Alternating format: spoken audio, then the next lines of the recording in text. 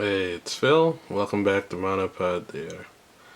I think the last time I did one of these, I kind of never really explained who I was and what I was doing. As you can see, I got my angles right this time. I decided I'm not going to do too many of those close-up ones because it's a little too close. But still, it's the same theory of just raw and unedited and everything. Well, like I said in the beginning, my name is Phil. I'm 26 years old.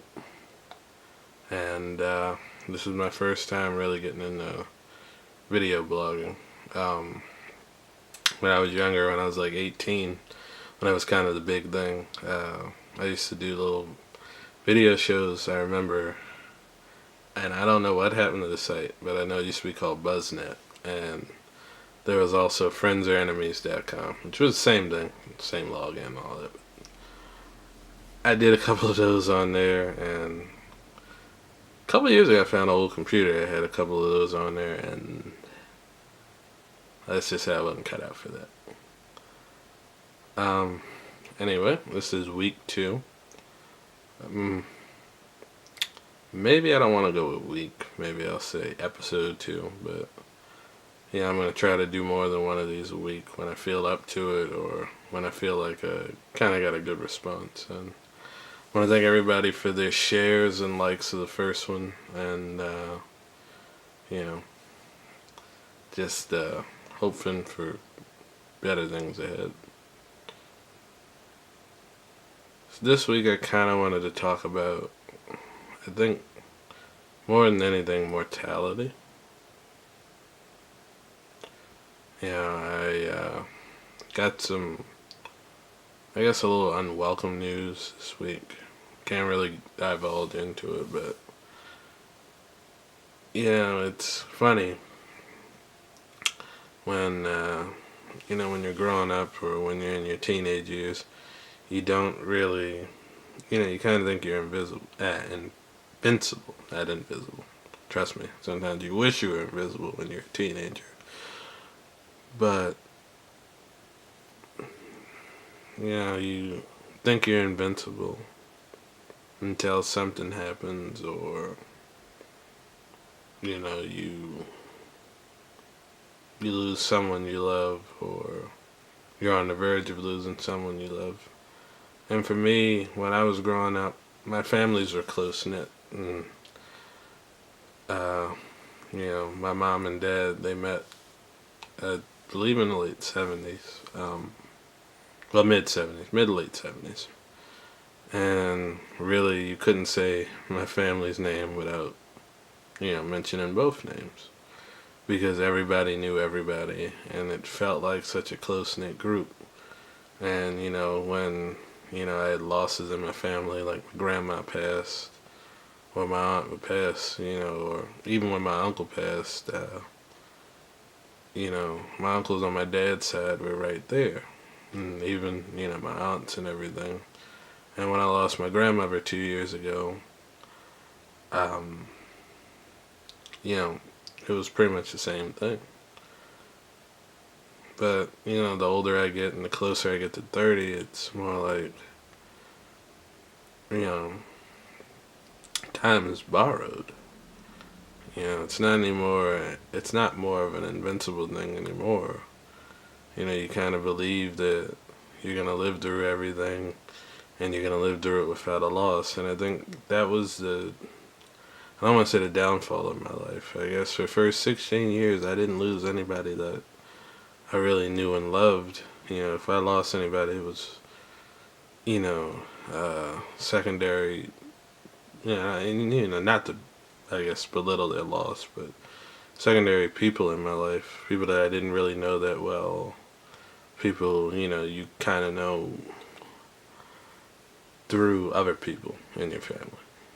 And,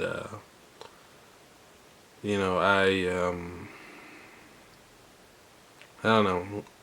I remember when my uncle died, I didn't really feel anything until after the funeral. When we buried the body, that was kind of the second that I lost it.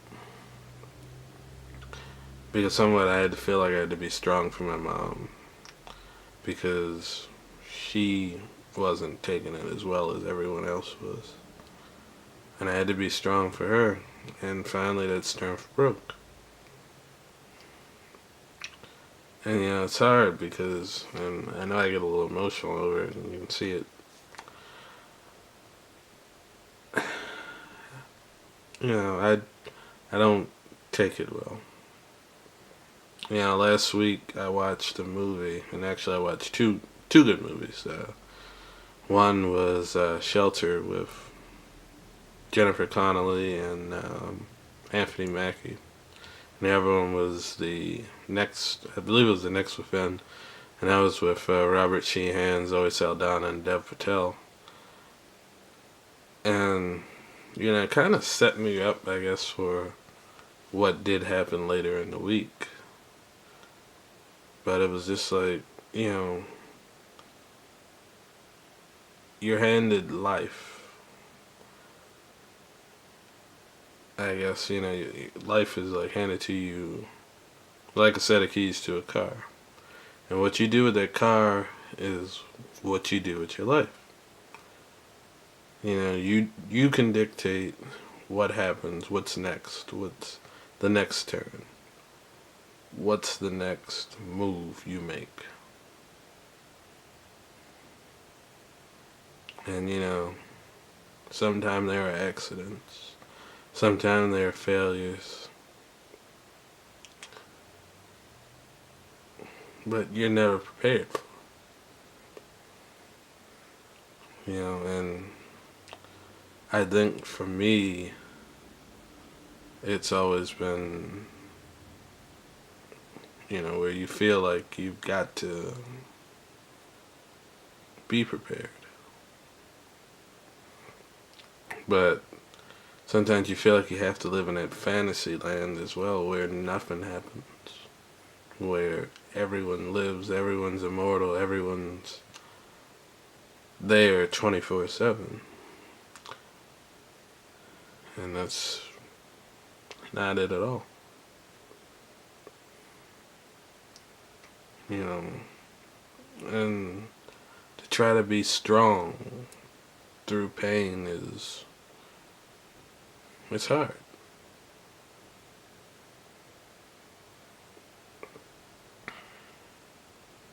I could rabble on for 30 plus minutes about,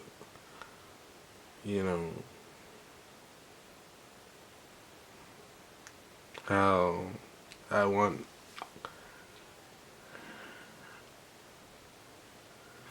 how it's not fair. That's life. And I think it's something that you gotta feel for yourself. I can pound my pillow, I can pound my bedpost, I can break my laptops, I can break my iPads, phones, all of that. But breaking all of that and anger and all of that, it's not gonna bring the person that you love back.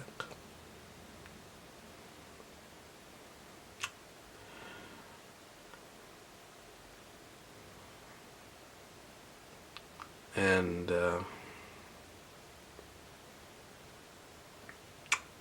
sometimes you gotta look at things that happen in life as not being a death sentence,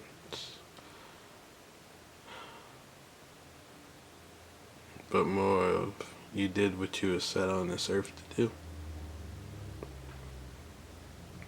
do. And now it's your time.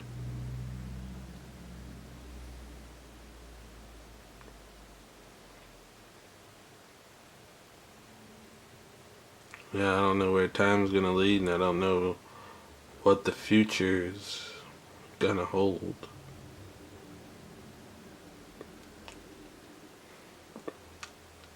But I know the key word is to fight. And the key word is to live.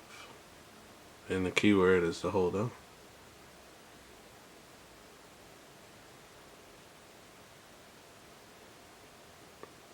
And live every day. never forget where you came from and what made you and what's gonna keep you strong. Because your foundation is everything that you need to pull you through. So yeah, this is week 2. Maybe week 3 won't be so rainy. I think if I get a sunny day, I'll make another one. Because this inside stuff ain't fun. But anyway, thanks for watching. If you did, like, subscribe, do whatever YouTube people tell you to do. And I'll catch you guys around.